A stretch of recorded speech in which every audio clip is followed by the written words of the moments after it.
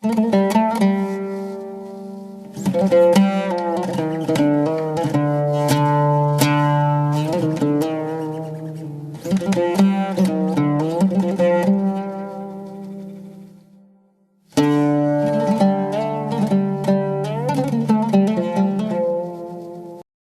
لله رب العالمين، والصلاة والسلام على خاتم الأنبياء والمرسلين سيدنا وحبيبنا محمد وعلى آله وأصحابه أجمعين. إمان داران وخوانا ساني بريس، لو تاري جمعي رابردودا باسي أومان كرد لجان دا جيان هيا جا چەند جۆرێک لە ژان هەیە بۆ ئینسان کە بابەتی ئەمڕۆمان بەشی دووەمی ئەو زنجیرە باسەیە. ئینسان لەم ژیانی سەرزەویەدا چەند جۆرە ژانێک بەخۆیەوە دەبینێ. ژانی نەخۆشی، کاتێک کە تۆ جەستەن نەخۆشە چ ئازار و ژانێک و مەینەتیەک دەچێژی، هەموو هەوڵێکی خۆت دەدەی بۆ ئەوەی بەویستی خوا جارێشکە ژیانی لەش ساغی دەستکەوێتەوە. ژانی هەژاری، ژانی ژێردەستەیی، ژانی سوکایەتی پێکردن، دەچیتە دایرەیەکەوە کەسێکی دوول لە ڕووی هەموو ئەوانی کە لە فەرمانگەدان ناکەس بەچەی لێیە ئەوەندە بە سوکایەتیەوە جوابت دەداتەوە ڕق لە هەموو دام و دەستگای حکومەت دەبێت. سوکایەتی پێکردن، بوختان بۆکردن، کەسێ بوختانێکی پێدەکرێ بزانە چەند ناڕەحەتە و چ ژانێک و سوێک دەچێ بە دڵیدا. ژانی غەریبی، ئەو کەسانەی کەوا لە وڵاتی خۆیاندا بە هەر هۆکارێک بێ دەچنە دەرەوە ئەگەر لە هیچیشیان کەم نەبێ ژانی غەریبی و غوربەتێک دەچێژن. ژیانی تەنهایی، ئەوەش بۆ خۆی ژانێکە، کەسێک کەوا هێشتا نەچۆتە خانە و لانەی هاوسەریەوە کاتی خۆی هاتووە هەست بە ژانێک دەکا و دەیەوێت لێی دەرچێ و بگا بە ژیانێک. یەکێکی تر لەو ژانانەی کە ئەمڕۆ قسەی لەسەر دەکەین لە بەشی دووەمی ئەم زنجیرەیەدا ژانی ژێردەستەیی گەلەکەی خۆتە. ئینسان بۆ نمونەوەکو میلەتی کورد کاتێک کە تەماشا دەکەی تۆ گەلێکی لە ڕووی ژمارەوە لە زۆربەی گەلانی دنیا زۆرتری. لە ڕووی جوگرافیەوە سنووری جوغرافیاکە لە زۆر دەوڵەتانی دنیا زۆر گەورەترە. لە ڕووی مێژووەوە مێژوویەکی دوور و درێژت هەیە بۆ چەند هەزار ساڵ دەگەڕێتەوە. لە ڕووی زیرەکیەوە ئەفرادەکانی میلەتە کوردەکەی خۆش زۆر لە خەڵکی تر زیرەکترن. لە ڕووی ئازایەتیەوە خاوەنی چەندەها قارەمانی. لە ڕووی خاکی بەپیتەوە خاکت زۆر لە خاکی تر دەوڵەمەندترە، هەم لە ڕووی ژێرزەوی نەوتەوە هەم لەسەر زەوی لە ڕووی کشت و کاڵەوە. لە ڕووی جوانی سروشت و فەسڵەکانەوە هیچ خاکێک نییە بگاتە خاکی کوردان کە هەر چوار فەسڵەکەی بە شێوەیەکی جوان لێ دیارە. کەچی کاتێک کە سەیر دەکەی لەناو ئەو هەموو گەلانی دنیادا تۆ خاوەنی مەکانێتێکی تایبەتی خۆنی، خاوەنی دراوێکی تایبەت بەخۆنی، خاوەنێکی ئاڵایەکی سەربەخۆنی لە نەتەوەیە گرتوەکاندا. ئەو کەسانەی کە ویژدانیان زیندووە و خاکی خۆیان خۆش دەوێت لێرەدا ژانێک دەچێتە دڵیانەوە، هەست بە ناڕەحەتیەکی گەورە دەکەن. بۆیە هەموو شۆڕشێک کە دەکرێت ئەوە ژانێکە، ژانی لەدایکبوونێکی نوێی پێویستە. ئینسانە قارەمانەکان و شۆڕش جێڕەکان کاتە شۆڕش دەکەن ئەم ژانەیە پاڵیان پێوەدەنێ و دەرونیان دەکوڵێ پەلاماری خەباتی سیاسی و مەدەنی و جاریوات چەکداری دەدرێ بۆ ئەوەی ژیانێک بە میلەتەکەی ببەخشێتەوە، بۆ ئەوەی لەو ژانە ڕزگاری بێ. بۆیە لەو پێناوەدا بە هەزاران شەهید دەدرێ. بۆیە شەهیدانیش زیندون، چونکە شەهیدان ژانیان قبول کرد بۆ ئەوەی نەوەکانی دوای خۆیان ژیانیان سەربەرزانە بێ. بۆیە شەهیدیش گەورەیە. هەروەها شۆڕشیش بۆ ئەوە نییە کە لەدەست ژانێک ڕزگارت بێ بەسەر ژانێکی ترا بکەوی، لە بەراز بسڵەمیەوە بەسەر گۆلکا بکەوی. حتا تەنانەت خەباتی مەدەنی خۆپیشاندانێک بۆ ئەوەیە کە تۆ ژان و معاناتێکت هەیە دەتەوێت چارەسەری کەی، نابێت لەو خۆپیشاندان و ناڕەزاییەوە خوا نەخواستە تووشی ژانشکەی گەورەتر بی. بۆیە هەموو شۆڕشێک دەبێت بە دیراساتی عەقڵی بکرێ و ئەو کەسانش کە شۆڕش جێڕن کاتێک کە چوونە سەر کورسی دەسەڵات نابێت دیسانەوە میلەتەکە تووشی ژانشکە و مەینەتێکی ترکەنەوە. ئەبێت تووشی ژیانی کەنەوە، چونکە ئەم خەباتە لە ژان دەرچوون بوو بۆ گەیشتن بە ژیانی ڕاستەقینەی شۆڕژگێڕیش ئەو کاتەیە کە تۆ دەوڵەتی سەربەخۆت هەبێ. جا ئێمە بەڕێزان و خۆشەویستان میلەتی کوردی ئێمە بە هەموو پارچەکانیەوە یەک مێژووی سەر تاسەری لەم ژانە هەیە. هەموو زارش بۆ ڕزگاربوون لەم ژان و ئازارە پەلاماری شۆڕش و خەباتی سیاسی، مەدەنی، چەکداری، بەخشینی خوێنێک دەریایەک لە خوێن و شەهید و ئەنفالی داوە بۆ ئەوەی کە ڕزگاری بێ. یەکێک لەو نمونانەی کە ئێستا ئێمە لە ساڵ ڕۆژی ئەوەداین، 71 ساڵ لەمەوبەر کۆماری کوردستان لە مەهاباد بە پێشەوایەتی شەهیدی نەمر قازی محەممەد ڕاگەیەندراوە. نەوەی نوێمان شتێکی لەو بارەوە بیستووە، پێم خۆشە وەکو واجبێکی دینی ئەو کۆمارەی خۆمان یەکەم کۆماری ڕاگەیەندراو لە کووردا بە ناوی کۆماری کوردستانەوە با بناسین. دەچینە خزمەت قورئان، ئایا نەتەوەی خۆت، زمانی خۆت، مافێکی خۆتە دیفاعی لێ بکەی و بوونت سەر بەخۆ بێ؟ بەڵێ، قورئان دەفەرمێ ومن آياته خلق السماوات والأرض واختلاف ألسنتكم وألوانكم إن في ذلك لآيات للعالمين. سورة الروم پەروەردگار دەفەرمێ لە نیشانەکانی، لە بەعزێک لە نیشانەکانی، مینەکە بۆ تەبعیضە، لە بەعزێک لە کەمێک لە نیشانەکانی دەسەڵات و عەزەمەتی ئەڵڵا کە بێ سنوورە، دروستکردنی ئاسمانەکان و زەویە، دروستکردنی کەونە و جیاوازی زمان و ڕەنگتانە. لەمەشدا بەڵگە و نیشانە هەیە بۆ ئەو کەسانەی کە لە ئاستی زانستی بەرزدان و بە زانستی لەم بوارە دەکۆڵنەوە. ئەم ئاەتە قورئانیە وەکو هەموو قورئان تەفسیری زۆر گەورە هەڵدەگرێت. یەکێ لە تەفسیرەکان ئەوەیە بۆ باسی ئاسمانەکان و زەوی و زمان و ڕەنگی بەیەکەوە کرد. لە بواری زانستیەوە خاک و خەڵک پەیوەندێکی زۆر بەهێزیان بەیەکەوە هەیە. ئەو کەسەی کە لە هێڵی ناوەڕاستی زەویدا دەژی سەیرەکەی ڕەشپێستە، ئەگەر پێستی سپی بوویایە تەحملی ئەو گەرمایی نەدەکرد. ئەو کەسەی لە ناوچەیەکی شاخایی و کوێستانی و کوردەواریدایە پێستی سپیە، ڕەنگێکی ڕەش بۆ ئەو نامۆیە. بۆیە لە ڕووی جوگرافیەوە خاک و ئاسمان و زەوی ژینگەکەت کاریگەری هەیە لەسەر ڕەنگەکەت. ئەی لە ڕووی زمانەوە تەماشا دەکەی کابرایەکی عەرەب، لەگەڵ حرمەتم بۆ هەموو نەتەوە و چینێک، دوو عەرەب لەناو پاسێکا بن، ئەو پاسە دێتە زەلزەلە بە دەنگی بەرز. بۆ چونکە لە بیابان ئەوەندە لێک دوور بۆ هەندی هاوار کردو، هەموو دەنگیان زلە. کوردی خۆمان دەنگی کلۆرە، ئەوەندە لە شاخاویدا ژیاوە. کوردەکانی باکوور لەگەڵ ئێمەدا فەرقێکیان هەیە، دەنگیان کلۆرترە. دەنگدانەوەی شاخەکە و ئەشکەوتەکان تەئسیری لەسەر لەهجەی قسەکردنەکە هەیە. بۆیە هەموو ئەمانەش کۆتاییەکەی پێمان دەڵێ ئینسانەکان لەگەڵ ڕەنگ و زمانی خۆیاندا ئەبێ خاک و ئاسمانی خۆشیان دیاری کراوە بێ. قورئان هەموو شتێکی بۆ ئێمە تێدایە. هەرکە خوا خەڵقی کردووی بە زمانی کوردی، ئاسمانی کوردستانیشی پێ خەڵات کردووی، ئەرزەکەشی پێ خەڵات کردووی. نەمافی کەس بخۆ، نەقبوڵیش کە خەڵک مافت بخوا. جا هەر لەم ڕوانگەیەوە زانانی ئێمە لە دێر زەمانەوە مەلا عالمە گەورەکانمان فێری ئەوەیان کردوین کە دیفاع لە خاکی خۆمان بکەین.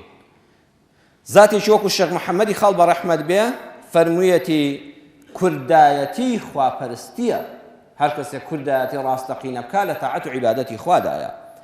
لەسەر ئەمە لە کوردستانی ڕۆژهەڵاتدا کۆمەڵەیەک دروست بوو بە ناوی کۆمەڵەی ژیانەوەی کوردستان کە بە ژێکاف ناسراوە. ئێمە باسی کۆماری کوردستان دەکەین. پێش کۆماری کوردستان سەرەتاکەی ئالەوە دەستی پێ کردووە.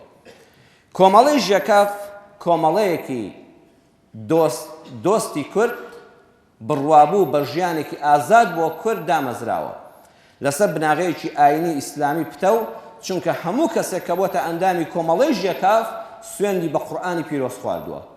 مامۆستا هەژاری موکریانی بە ڕەحمەت بێ 20مین ئەندامی ئەو ڕێکخراوە بووە باسی پاکی ئەو ڕێکخراوە و کوردایەتی ڕاستەقینەی ئێمان بۆ دەکات. دەفەرمێ وەڵڵی ئەوەندە یەکتریمان خۆش دەویست، من کە دەڵێ 20مین ئەندام بووم لە وەرگیرام، ئەوەندە یەکتریمان خۆش دەویست، ئەوەندە بڕوامان بەڕاستی ڕێبازەکەمان بوو کاتێک کەوا خوشکەکانم براکان خوشک و براکانم کە باوکمان نەمابوو لە ئەو پەڕی نەداریدا بووین. تەنانەت باسی ئەوە دەکات زستانێکی سەر لەبەر پێخۆر لە ماڵماندانە بۆ تەنها نانی وشکیمان خواردووە. خوشکێکم هەبوو تاقانە بێباوک و بێدایک دەمبینی کراس و جلوبەرگی هەمووی پینە بوو هیچ کە پینەی تەحەموول نەدەکرد بۆیە ئەوەی کە هەمان بوو هەندێ ئاژەڵ فرۆشتم بای 20 تمەنی ئەو کاتە بوو بای 20 تمەنی ئەو کاتە بوو هەموویم کۆ کردەوە بردم کەوا لە شارە جلوبەرگی بۆ بکڕم ئەڵێ وەڵای گەیشتمە شار هاوڕێیەکم ڕەفیقێکی ئەو کۆمەڵەی ژێکاف پێوتم هیچ پارەت پێیە وتم 20 تمەنم پێ درۆم لەگەڵ نەکرد وتی حیزب پێویستی بەو پارەیە هەیە ڕێک پارەکەم دەرێنا و دامێ و بە سەڵتی گەڕامەوە بۆ دەیەکەی خۆمان بۆ تاراغا خوشکەکەم وتی کوا جلوبەرگت بۆ کڕین وتم وەڵای تووشی قومار بووم لە قومارە هەموم دۆڕاند وتی دڵنیام قومار ناکەی ئیشەڵا خوا پەکمان ناخە سەیری کە ئەو ڕادەیە تۆ هەرچی سەروەتتە هەد بێ بە برسێتی بڕۆی لە پێناوی ئەو بیر و باوەڕدا بیبەخشی پاشان دەڵێت داوێم پاکی ناو کۆمەڵەکەمان لە ئاستێکدا بوو تەمەنم 22 ساڵ بوو ماڵێک هەبوو عەبدولقادری دەباغیان پێدەگوت هاتوو چۆم دەکردن دەڵێ لەگەڵ خوشکەکانیدا گەمە و یاریمان دەکرد ڕۆژێ برادەرێک پێی وتم خۆشی لە خۆت دۆستی ماڵی دەباغی بەخوا کچەکانیان جوانن ئەڵە سوێند بەخوا تا ئەو وەختە نەمزانی بوو کچەکانیان جوانن یان ناشێنن چونکە هەروەن دەزانی خوشکەکانی خۆمن لەو ڕۆژەوە تا مردن جارێک نەچوومەوە ماڵیان وتم نەوەک شەیتان زەلەم پێ بکا و بە چاوی خیانە سەیری خوشکەکانی کەم بزانم جوانەیان نا سەیری ئەم پاکیەتیە ئەم کوردایەتیە ڕاستەقینەیە وجدانی قبوڵی نەکردووە هەر جارێش کە بچێتەوە نەوەک بە چاوی خیانەت سەیری خوشکی ڕەفیقی حیزبەکەی بکە پاشان باسی ئەوەمان بۆ دەکات کە حتا تەنانەت خەڵکی دیندار ئەهلی تەکیە و خانەقاکان لە ڕێی کۆمەڵەی ژێکافەوە ئیسلاحی حاڵیان دەکرا ئەڵێ لە زەمبیل بووم سۆفێکی زۆر بەتەمەن خوا حافیزی لە شێخی زەمبیل کرد وتی ئێستا دەبینم جەنابی سۆفی تۆش ئەندامی ژێکافی کتێگە خوا بە نسیبی کا قبوڵی کە ئارە وەڵڵا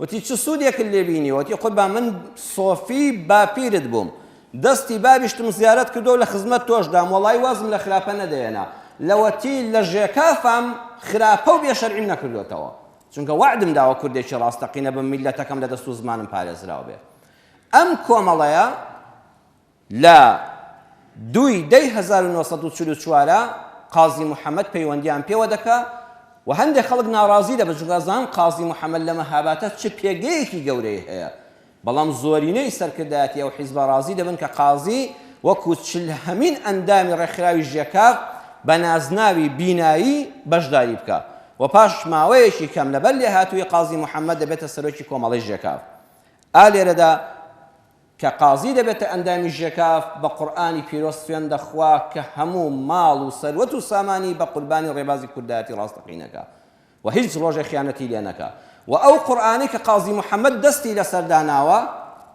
لە ماڵی دڵشاد ڕەسووڵی کە یەکەم سکرتێری حیزبی دیموکرات بۆ پارێزراوە ئێستاش لە لای دڵشادی کوڕیەتی ئەو قورئانە حتا ئێستا پارێزراوە کە قازی محەممەد بۆ یەکەم جار سوێندی پێ خواردووە بەڵێ خۆشەویستان لە حەفتەی 1945دا بە ئامادەبوونی 10,000 کەس بۆ یەکەم جار ئاڵای کوردستان بەرزکرایەوە زۆر خەڵک وا دەزانێت ئاڵای کوردستان لە ڕۆژی ئیعلانی کۆماری کوردستاندا بووە نەخێر لە حەڤەی 1946دا بە ئامادەبوونی 10,000 کەس یەکەم جار ئاڵای بەرز و بەڕێزی کوردستان لەلایەن شۆڕژگێڕانەوە بەرز کرایەوە قازی محەممەد لەوێ وتاری خوێندەوە باسی مافی بەدەوڵەت بوونی کورد و کوردستانی کرد پاشان محەممەد قودسی وتارێکی خوێندەوە لەو بەرزکردنەوەی ئاڵایەدا باسی ئەوەی کرد ڕەنگەکانی ئاڵا سوور نیشانەی هێز و خەبات و بەرخودانە نیشان سپین نیشانەی ڕاستی و پاکی میلەتەکەمانە سەوزیش نیشانەی حاصڵات و ژینگەی پاکمانە ولەو ئاڵایەدا دوو گوڵەگەنم هەبووە کە نیشانەی ئەوەیە دەبێت پشتمان بە کشت و کاڵ بەستین و قەڵەمێک هەبووە نیشانەی ئەوەی کە دەبێت میلەتی کورد لە پێنووس و قەڵەم و خوێندەواری نزیک بێ و دەستی پێوە بگرێ و تیشکی خۆریشی باس کرد کە خوای گەورە تیشکی زێڕینی خۆی بەسەر سیفەتە جوانەکانی ئینساندا پەخش دەکا و زیاتر دەیاندرەوشێنێتەوە بۆیە ئەم ئاڵایی ئێستا کە ئێمە هەمانە لە کوردستانە دوو نیشانەی لەکەم کراوەتەوە دوو گوڵەگەنمەکە و قەڵەمەکە ئەو ئاڵای قازی محەممەد بەرزی کردەوە لەگەڵ ئەم ئاڵای ئێستای ئێمەدا جیاوازەکەی لەوەدایە لە 21/1946دا لە مزگەوتی سووری شاری مەهاباد بە ئامادەبوونی 20 کەس کۆبوونەوەیەکی نهێنی کرا. قازی بە ڕاوێژی هاوڵانی گەیشتە ئەو قەناعەتەی ئێستا فرسەتە بۆ ڕاگەیاندنی کۆماری کوردستان. یەکەم کۆبوونەوە بۆ خەباتی کوردایەتی لە ناو مزگەوتا کراوە، هەر وەکو مزگەوت بەرەکەت بووە لەم بوارەشدا پێشەنگ بووە، مزگەوتی سوور لە مەهاباد. ئەوە بۆ بڕیاریاندا ئیعلام بکرێ و لە ڕۆژی دواتراواتە 22/1946 بە ئامادەبوونی 20,000 کەس لە چوارچرای مەهاباددا کۆماری کوردستان ڕاگەیاندرا. 71 ساڵ لەمەوبەر بە ئامادەبوونی 20,000 کەس لە شاری مەهاباد لە چوارچرا ئەو کۆمارە ڕاگەیاندرا. کە باسی کۆماری کوردستان دەکرێت سێ شت پێویستە باس بکرێت. یەکەم قازی محەممەد کێیە؟ پێشەوای ئەو کۆمارە. قازی محەممەد کوڕی قازی عەلیە، بە بنەماڵە 200 ساڵ قازی شاری مەهاباد بوون، ئیمام و خەتیب و پێشەوای ئاینی و قازی بوون. لە مانگی 1940 لەدایک بووە. فەقێی حجرەی مزگەوت بووە، لە خزمەت باوکی و زانایاندا خوێندوێتی. مەلایەکی بە حەقەت خوێندەوار بووە، نەک زانستە شەرعیەکان، لە زۆربەی علومەکانی ترا شارەزایی بووە. قازی محەممەد بێجگە لە زمانی دایک زمانی کوردی، زمانی عەرەبی، زمانی فارسی، زمانی ئینگلیزی، زمانی فەڕەنسی، زمانی ڕووسی زانیوە. 5 زمانی تری زانیوە بێجگە لە زمانی کوردی. لەو زەمانەدا کە خەڵک نێزانی ئینگلیزی چییە، قازی 5 زمانی نێودەوڵەتی زانیوە. سەردانی زۆر لە وڵاتانی کردووە، بە فەخرەوە هەمیشە جلی مەلایەتی و جبەی لەبەرا بووە. تەنانەت کە بۆتە سەرۆک کۆماری کوردستان بۆ یەک جاریش لەگەڵ چاکەت و پانتۆڵەکەدا مێزەری سپی مەلایەتی دانەناوە، بە شانازیەوە خۆی بە مەلایەکی کورد زانیوە. هێمنی شاعیر کە ماوەیەک سکرتێری بۆ دەفەرمێ، زانا بوو، کوردپەروەر بوو، پێشەوا بوو، ڕابەر بوو، هەر کورد نەبوو بەشەر بوو، خەمی خەڵکی لەسەر بوو. ئەی مەهاباد کوێیە؟ شارێکی جوانی کوردستانی ڕۆژهەڵات کە 2 جار زۆر بەخەستی وێران کراوە. ساڵی 1940 کە کۆنسوڵی رووسیا لە مەهاباد کوژرا، فڕۆکەی ڕووسی تەواوی شارەکەی تەخت کرد و بازاڕی گەورەی مەهابادی سووتان. هەروەها لە جەنگی جیهانی دووەمدا قەتڵ و عامی دانیشتوانەکەی کراوە و بەڕاستی خەڵکێکی زۆر تێیدا ناڕەحەت بووە. ئەو شارە سەرەتا ناوی ساوج بڵاغ بووە. ساوج بڵاغ وشەیەکی مەغۆلیە کە مەغۆلەکان کاتی خۆی ناویان ناوە ساوج بڵاغ. دواتر ساوج بڵاغ بووەتە سابڵاغ. هەندێک خەڵک ئێستا وەکو جەنابیشتان زۆر جار بەکاری دێنەوە شاری سابڵاغ. ساوج بڵاغ وشەیەکی مەغۆلیە بووەتە سابڵاغ. دواتر لە 1936 کە ڕەزا شای پەهلەوی بڕیاریدا هەموو کوردستان بکا بە وشەی فارسی، تەنانەت مشکی و جامانەی کوردیشی قەدەغەکەی کوڵای پەهلەوی خەڵک لەسەرکە، ڕژێمێکی دیکتاتۆری زۆر تونند و تیژی هەبوو، بەخێر بۆ کورد گەڕا ئەم بڕیارە. ڕەشیدی یاسەمی کە لە دەستگای فەرهەنگستانی ئەو دەستگای ئیشی دەکرد، وتی مادام ناوی سابڵاغ دەگۆڕن دەیکەین بە مەهاباد. ئەسڵەکەی خۆی مەهابادە، چۆوە سەر ناوی خۆی، بۆیە هیچ کات نەڵێن شاری سابڵاغ بە پێچەوانە و مەهاباد ڕاستەقینەکەیەتی. سێمیان کۆماری مەهاباد نەوترێ. زۆرێک لە مێژوونووسەکانی ئێمە ئەم هەڵە گەورەیە دەکەن، ئەڵێن کۆماری مەهاباد. کۆماری مەهاباد هەڵەیە بەڕێزان، ئەبێ بوتێ کۆماری کوردستان. بۆ کۆماری مەهاباد چێ دایهێنا؟ کۆماری مەهاباد ڕۆژنامەنووسە قەڵەم فرۆشەکانی ڕەزا شای پەهلەوی بۆ سوککردن و بچووکردنەوەی کۆمار دایانێنا. وتیانم کۆمارە بەس بۆ شارێک بووە، کورد مافیەوەی نێ باسی کۆماری سەربەخۆی کوردستان بکە، ها بچووکیان کردەوە. پاشان ئینگلیزەکان دواتر یەکێتی سۆڤێتی ئیتیحادی سۆڤێتی ئەو کاتە کە باسی کۆماری کوردستان دەکەن، لە دڵیان بۆ کورد دەیانگوت کۆماری مەهاباد، دواتە کۆماری شارێک بووە، با کورد بیر لەوە نەکاتەوە سەربەخۆی خۆی هەبێ. بۆیە ئێمە زۆرجار ڕۆژنامەنووسەکانمان زۆر مێژوون خوێندوێتەوە، مێژوونووسی گەورەمان بەداخەوە تووشی ئەو هەڵەیە دەبن لە کتێبەکاندا دەنووسن کۆماری مەهاباد. ئەبێن نەوەی نوێمان جارێشکە لە هەر شوێنێک ئەمەی بینی ڕەشی بکاتەوە، ئێمە کۆماری مەهابادمان نەبوو، ئێمە کۆماری کوردستانمان هەبوو. بە ئەو هەموو بەڵگانەی کە لە ڕۆژنامەی کوردستانی ئەو کاتەدا لەبەردەستماندایە و ئەو شاید حاڵانەش کە ئەو ڕۆژیان بە چاوی خۆیان بینیوە. بەڵێ ئازیزەکانم، لە 22/1946دا قازی محەممەد سوێندی بە قورئانی پیرۆز خواردەوە. ئەم جاریان کەڕابەری کۆماری کوردستان بووە. وتاری قازی محەممەد ئەمە بوو: ئەی جەماوەری کورد، ئەی بەچکە شێرانی کورد، سڵاوتان لێبێ، ئەو ئەرکە گرنگەی بە منتان سپاردووە داوا لە خوای مەزن و ئێوەی جەماوەر دەکەم یارمەتیم بدەن تاکو بتوانم هەتا سەر ئەم کارە بۆ بەرژەوەندی میلەتەکەم بەرمەسەر و بەرامبەر بە ئێوە و خوای مەزن خەجاڵەت نەبم. ئاسەیری ئەم وشانەکەن یەکەم جار داوا لە خوا دەکەم دووەم لە ئێوەی میلەت کە پشتیوانم بن ئەم ئەرکە بەرمەسەر. دووەمیان باسی چی دەکە ئەم دێڕانە بە وردی سیرکەن بۆ ئەوەی بەرامبەر بە ئێوە و بەرامبەر بە خوا شەرمەزار نەبم. ئەم جارە پێچەوانە دەبێتەوە یەکەم جار خوا و میلەت ئەم جارە میلەت و خوا یعنی هەر سەرکردەیەک ڕووسوری بەردەمی میلەتی خۆی نەبێ ڕووڕەشی بەردەمی خوایە. قازی محەممەد ئەو کاتە ئەوەی دەرکاندووە هەر سەرکردەیەک دەیەوێت سەرفراز بێ ئەبێ ڕووسوری بەردەمی میلەتەکەی بێ بۆی ڕووسوری قاپی ڕەحمەتی خوش بێ ئەوەی ڕووڕەشی بەردەمی میلەتەکەی بێ ڕووڕەشی بەرقاپی خواشە. ئەمجا فەرمووی ئومێدەوارم بە پشتیوانی خوای مەزن کە ئاڵای سربەخۆیی و چرای ئازادی لە هەر سێ پارچەکەی دیکەی کوردستاندا وەک مەهاباد هەڵدەکرێت و لە بەرزیدا دەشەکێتەوە. ئەو کاتە قازی ئاواتی خواستووە کە ڕۆژێک کۆماری گەورەی کوردستان بە پارچەکانی تریشەوە ڕابگەیەندرێ. ئەمجا دوعا و پاڕانەوە بۆ کۆمار کرا. بەڕێزان ئەم کوردایەتی ئێمە لەسەر خواناسیدا مەزراوە. هەموو ئەوانەی کە دەیانەوێت بەرجی دینداری لە کوردایەتیدا ببڕن وەڵڵی خۆتان بەسەهوو دەبن. بناغەکەی وا هاتووە لە کۆماری کوردستاندا کە قازی و تاریخ خوێندەوە مەلایەکی زۆر شارەزای شاری مەهاباد کە پێی وتراوە مەلا حوسەینی مەجدی کە دواتر یەکێک بووە لە وەزیرەکانی کۆماری مەهاباد وەزیری دەستگای قەزا بووە واتە وەزیری داد و عەدل بووە وەکو ئەمڕۆ دەڵێن.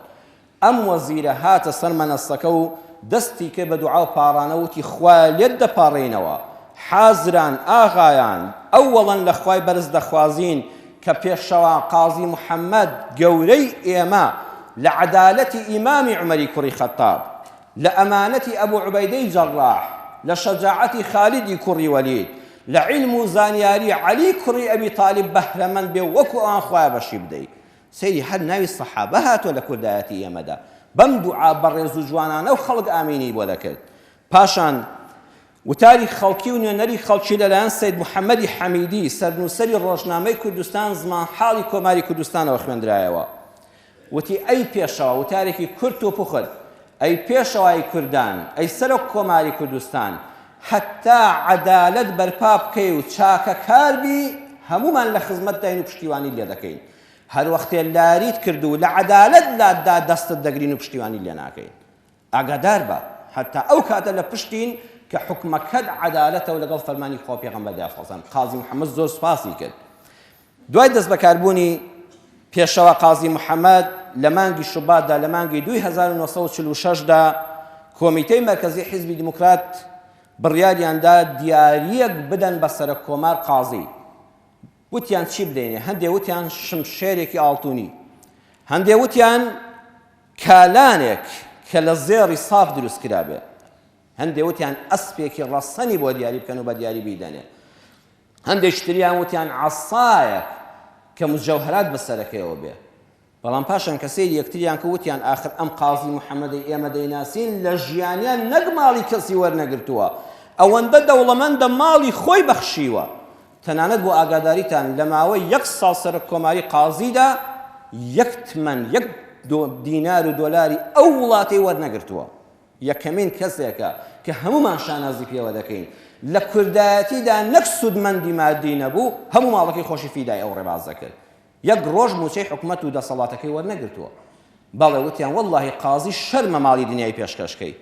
هەموو سەریان هێناوە بەر وتیان وەڵڵاهی لە قورئانی عەزیم گەورەتر نییە کە قازی دڵی پێی بکرێتەوە. با قورئانێکی پیرۆز لە بەرگێکی جوان باڵێنن و لەگەڵ 2 بەرماڵدا 2 بەرماڵی نوێشکردن کە ڕەمزە بۆ ئەوەی 200 ساڵە ئێوە لەسەر ئەم بەرماڵە خزمەتی ئەم وڵات و کوردستانە دەکەن وەکو نەوەی قازی عەلی. 2 بەرماڵ و قورئانێکی پیرۆزیان بۆ برد و ڕۆژی جومعە بوو وەکو ئەمڕۆ سەعات 10 کۆمیتەی مەرکەزی حیزبی دیموکرات بردیانە لای و مەلا قادری مدەڕیس خاوەنی چاپخانەی کوردستان وتارێکی پوختی جوانی خوێندەوە فەرمووی ئامادەبووان قورئان حقوقی بەشەر و حڕیەت و مساواتی بە تەواوی مەعنا بۆ هەموو ئەفرادی بەشەر داناوە و لەگەڵ هیچ قانونێک کە بناغەکەی لەسەر عەدالەت و دیموکراسی حەقیقی دانرا بە منافاتی نییە. نەتەوەی کورد هەمووی موسڵمانە و قانونی ئەساسیان قورئانە و دەیانەوێ بە پێی ئەو قورئانە بژین. ئەی قازی سەرکردەی کۆمار هیچ دیارەکمان نەبینی و بەرچاو نەهات بە نرختر بێ لە قورئانی پیرۆز و ئەم دوو بەرماڵە. قازی محەممەد قورئانەکەی وەرگرت و ماچی کرد و لەسەر سەری دانا و بە شانازیەوە لە باوەشی گرت فەرمووی ئەمەیان بۆ خۆم هەڵدەگرم ئەو دوو بەرماڵەش پێشکەش بێ بە کۆماری کوردستان و حیزبی دیموکرات. بەرماڵەکەشی پێشکەش بۆوان کردەوە.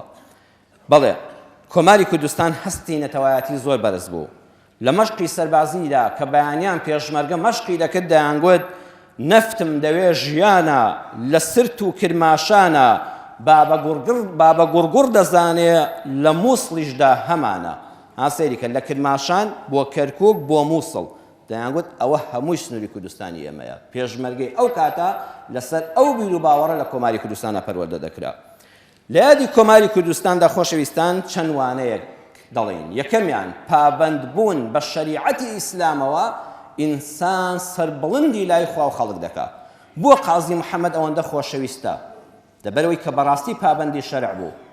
چەند نمونەیەک لە ژیانی باز دەکرێت کاتێک کە سەردانی ئیتیحادی سۆڤیەتی ئەو سەردەمە مۆسکۆی کردووە کە هەمووی شوێعی بوون ئەڵە کەلانیان بۆ قازی دەبرد چەند جار تاکیدیان دەکردەوە جەنابی قازی محەممەد دڵنیا بە ئەم گۆشتە حەڵاڵە و بە پێی شەریعەت سەربڕدراوە. ئەوەندە سامیان لێ دەکرد ئەیانزانی چەند پیاوێکی پابەندە بەدینەوە. کاتێک کە لە مۆسکۆ لەگەڵ سەرۆکی ئەنجومەنی وەزیرانی ئازربایجانی سۆڤیەتی بەناوی باقڕۆف کۆ دەبێتەوە ڕۆژی جومعە دەبێت لە وەختی نوێژە قازی محەممەد لە گەرمەی کۆبوونەوەدا داوای لێبوردن دەکات ئەڵێ ئێستا بەجێهێنانی فەرزی نوێژم لەسەرە ئەبێ بڕۆم کۆبوونەوەکە بەجێ بێڵم و بڕۆم نوێژەکەم بکەم ئیزنی دەدەن بە حرمەتەوە دەچێت نوێژەکەی دەکات. هەروەها کاتێکەوە نامەی بۆ فەرماندە سەربازیەکان نووسیوە بۆ دەستگای ئاسایش نووسیوە بە مۆری خۆی ماوە نووسراوە دەسەڵات و سەلاحیەتتان هەیە بۆ پاراستنی ئاسایش و ئەمن و دیفاع لەم کوردستانە بە مەرجێک لە سنووری شەرعی خوا و پێغەمبەری خوا لانەدەن. هەموو نامەیەکی ئەوەی تێدا بووە سەلاحیەتتان هەیە لەلایەن منەوە بەڵام بەو مەرجەی لە قورئان و شەرع لانەدەن لە سنەتی پێغەمبەر صلی الله علیه و سلم لانەدەن. کەواتە قازی محەممەد هەر بە نەمری دەمێنێتەوە بەهۆی پابەندبوونی بەو ڕێبازە پاکەی کە بە ئیسلامەوە گرتی. بۆیە سەرکردە کوردەکان برانی خۆم پێتان شەرم نەبێ کاتی ئیفتیتاحێک دەکرێت بسم الله الرحمن الرحیم لێک بکەن سڵاوەتێک لەسەر پێغەمبەر لێدەن صلی الله علیه و سلم. بناغەکە وا هاتووە ئەوەی لەم ڕێبازە ڕاستەقینە لادا کاکە بە زۆڵە کورد حساب دەبێت لەگەڵ حرمەتمدا.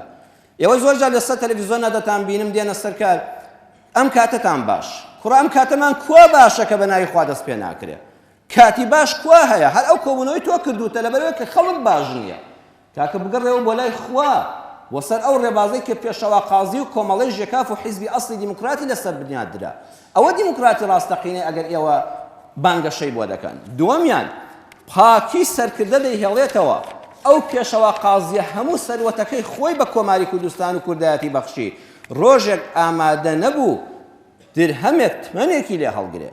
چەند جوانە سەرکردەکانی ئێمەش بەم پاکیەتێ لەگەڵ میلەتی خۆیاندا بژی. وەسیەتی قازی محەممەد بۆ هەمومان چییە؟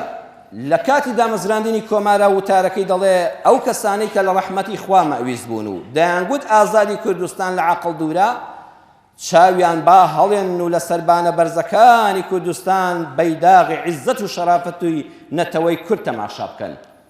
ئیمانی خۆیان بە فەرمایشتی خوا و پێغەمبەری خوا صلی الله علیه وسلم قایم بکەن کە دەفەرمون مسلمان سعی لە ڕێی مەدا بکات ئێمەش موفەقی دەکەین. پاشان قازی فەرمووی برایانی خۆشەویست لە هەموو شتێک لازمتر لە ناو میلەتی کوردە حیفظی ئیسلامە. ئەمە قسەی قازی محەممەد بووە لە هەموو شتێک لازمتر لە ناو میلەتی کوردە حیفظی ئیسلامە. حیفظی دینی دەنەزەردانە بێ خوای متعال موفەقی ناکە. لازمە نەتەوەی کورد بە کەماڵی دڵگەرمی و بۆ پێشڕەفتی ئوموری دینی سعی بکەن و کۆشش بکەن هەتا خوای متعال موفەقمان بفەرمێ. چاو لێ حەد باسی دینداریەکە لەم ڕێبازە ئەم کوردایەتیە دەبێت تێکەڵ کرێ لەگەڵ دینداری ڕاستەقینە و خواناسی بەحەق. ئەمڕۆ دنیا شانازی بە دینەوە دەکات. جا قازی محەممەد بەڕێزان کە ئەوەندە پابەندی ئیسلام بوو لە تێگەیشتنی ڕاستەقینەی بۆ ئەم دینی خوایەشەوە ڕێزی هەموو دینەکانی تری دەگرت. ئەوەتە لە شاری مەهاباددا 30 ماڵە جوولەکەی لێبووە. مەکتەبی تایبەتی بۆ کردنەوە وتی بەوەی زمانی ئەسڵی خۆیان کە جوولەکە و عیبرە لەبیر نەچێتەوە. قازی محەممەد بە فەرمانی کۆمار بڕیاریدا مەکتەبی تایبەت بە زمانی عیبری و خوێندنی جوولەکە بۆ ئەو سیماڵە جوولەکەیە بکرێتەوە. نەیفەرموو دەبێ بێن بە شەریعەتی ئیسلام بخوێنن، مافی هەموو دینەکانی دەدا، مافی هەموو نەتەوەکانی دەدا. ئەو حکومەتی ڕاستەقینەی دینی ئیسلامیە. ئەمڕۆ دنیا شانازی بە دینی خۆیەوە دەکات. هەمووتان بینیتان و هەفتانی ڕابردوو ترامپ کە بوو بە سەر کۆماری ئەمریکا کاکە یەکەم جار چوە کەنیسا چوو نوێژی خۆی کرد و پاشان گەورەی ئیسلامیش لەوێدا دەردەکەوێت کە لەبەر دەمی قورئانە دانیشت و ئاەتی قورئانی بەسەرا خوێندرایەوە.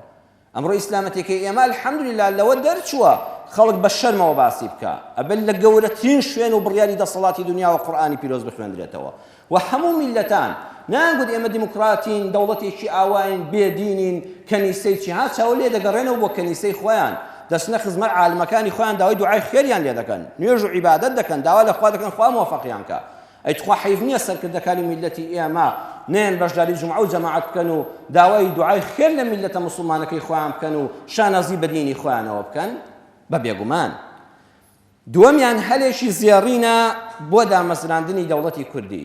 ئەمڕۆ تەواوی دنیا ئامادە باشی تێدایە، ئەگەر ناوخۆی ماڵی کورد ئامادە بێ بەڕاستی فرسەتێکی زێڕینە لەوەی کە ڕۆژهەڵاتی ناوەڕاست بەڕاستی خەریکە هەمووی لێک هەڵدەوەشێ، نەخشەکان جارشکەدا دەڕێژرێنەوە. لێرەدا کورد فرسەتە هەلی خۆی بقۆزێتەوە کۆماری سەربەخۆی خۆی ڕابگەیەنێ. بەڵام بەم حاڵەی ئێستامانەوە ناکرێ، بەم حاڵەی ئێستامانەوە دەوڵەتی کوردی ڕاناگەیەندرێ کە ئەگەر کابرایەک لە سلێمانی دەوڵەتی کوردی ڕابگەیەنێ کابرایەک لە بادینان قبوڵی نەبێ، ئەگەر کابرایەکی زاخۆی دەوڵەتی کوردی ڕاگەیەنێ کابرایەک لە خانەخین ڕقی لێ بێ. ئەبێ هەمومان هەدەف و ئامانجمان ئەوە بێ ئاڵای شەکاوەی کوردستان بە هەمومان دەستی پێوە بگرین، بە هەمومان بەرزی بکەینەوە، بە هەمومان پشتیوانی بین، بە هەمومان باجەکە و قوربانیەکەشی لە پێناوا بدەین. مامۆستا عەبدوڵڵا پەشێ و دکتۆر عەبدوڵڵا پەشێ و کە هەمیشە خۆشم ویستووە ئەتر هەر بیر و باوەڕێکی هەبێت لەبەر ئەوەی ئینسانێکی ئازاد و ئازایە بێمنەتانە دەژی سەر بە هیچ حیزب و دەسەڵاتێک نییە، دایما ڕاشکاوانە ڕێی خۆی دەڵێ پێم خۆش بووە بە فەخرەوە لە مینبەری پێغەمبەرەوە صلی الله علیه وسلم شعرە جوانەکانی بخوێنینەوە. دکتۆر عەبدوڵڵا پەشێ و دەڵێ کوردستانم بە گۆڕەپان دێتە بەرچاو، سەربەخۆییش بە تۆپێکی باش فودراو، لەوەتی هەین ڕاکە ڕاکە قەدەرمانە، لەوەتی هەین ڕاکە ڕاکە قەدەرمانە، چارەنووسە قەد نەسرەوین، تۆ باڵ بگرێ و ئێمەش بە لەز وە دووی کەوین، هەر کاتێکیش تۆپەکەمان دێتە بەرپێ لێی دەبینە دوژمنێکی شێت و دڵڕەق، هەتا هێزمان لەبەردایە دەیدەینە بەرپێ لە قەوشەق. بە دووی تۆپی سەربەخۆیدا وێڵین هەتا دێتە بەرقاچمان، لە جیاتی گۆڵی پێ بکەین دەیتەقێنین. بەڕاستی ئەو قسەیە زۆر ڕاستە. ئەگە وریانە بین ئەم جارش دیسانە بێت لە سفرەوە جارشکە دەست پێ بکەینەوە، دەیخوالێتان هەڵ ناگرێت جارشکە ئەم میلەتە لە سفرەوە دەست پێ بکاتەوە، لە پێناوی مەسلحەتی حیزبایەتی خۆتاندا، لە پێناوی کورسی و پلە و پای خۆتاندا خۆتان بکەن بە قوربانی وەکو قازی، نەک میلەتەکە بکەنە قوربانی، چارەنووسی کورد بکەنە قوربانی بۆی هەتا ماویژە دەستە بین، مێژوولێتان خۆش نابێت. ئەم کۆبوونەوانەی کە هەموو ڕۆژە لەسەر تەلەڤیزیۆنەکاندا هەر ئەو دەموچاوانە وەڕز بووم من بۆ خۆم لێیان، حتا دایان بینم لە نەوەتەوە من ئەوانە دەبینم، هەموو ڕۆژە هەر کۆ دەبنەوە، هەموو ئەنجامەکانیشی زۆر ئیجابی و کۆبوونەوەیەکی زۆر چاک بوو، هەتا دەشبێ میلەتەکە هەر قڕ بەسەرتر دەبێت. ئەمە کوا ئیجابیەتەکەی کاکەواز لەو کۆبوونەوانە بێنن.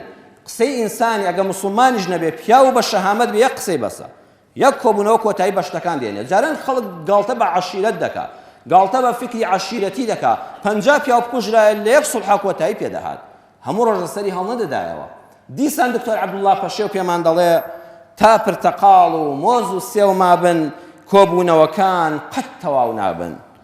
گەر دەتانەوێ ئەو سیسارکانە وەک کەوکەویکەن لە بەغدا چۆنن، لە کوردستانیش کوولەکەی سەریان وا پێنەویکەن، توخوا ئەم جارە کە کۆبوونەوە چەرەز و میوەی سەر مێزەکانیان هەموو وەلانێن، هێسک و پروسکی ئەنفالەکانیان لە بەردەمدانێن.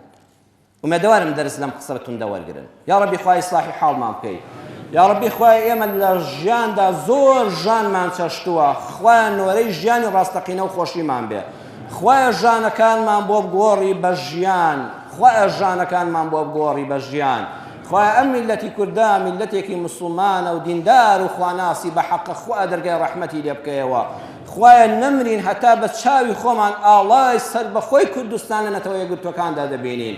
ئێمە وەکو گەلانی دنیا خاوەنی خۆمان، خاوەنی خاکی خۆمان، خاوەنی بەرهەمی خۆمان، خاوەنی ئاڵای خۆمان دەبین. حکمێکی عەدالەت و دادپەروەرمان لە تۆیە دەوێ یا رب العالمین. یا ربی خوایە هەر کەس میلەتی خۆی خۆش دەوێ، هەر کەس پشتیوانی عەدالەت و ڕاستی دەکا خوایە تۆش موفەقی کەی.